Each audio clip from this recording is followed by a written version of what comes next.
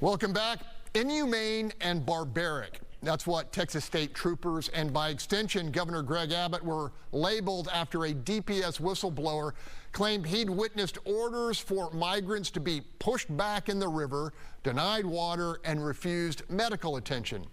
Now, a review by the DPS Inspector General found much of what was reported was either untrue or overblown.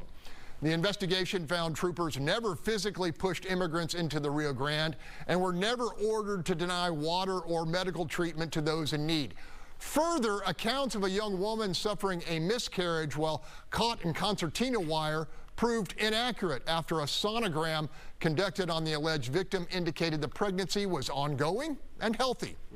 All right, panel, despite those findings, Congressman Joaquin Castro told the Texas Tribune DPS can't be trusted to tell the truth. All right, Sergio, jump in here. I mean, look, we got to think about the allegations against the Border Patrol and Del Rio, or it's an Eagle Pass, with the whipping and stuff. Yeah, the horse and all all that kind of stuff. Well, I agree with Congressman Joaquin Castro. You need to have an independent committee that is bipartisan, non-law enforcement personnel on the committee to have a more objective view. You know, as it's stated in your reporting that it was blown up, who blew it up? The media. But this energizes the base on both parties, the liberals and the conservatives. So they use this information, this blown up allegation, and they use it to energize their base. So you got to focus on the real issue, and I'm sure some atrocities have happened. Let's focus on those and have an independent committee. I agree with Congressman Joaquin Castro. All right, compa. You know, come on.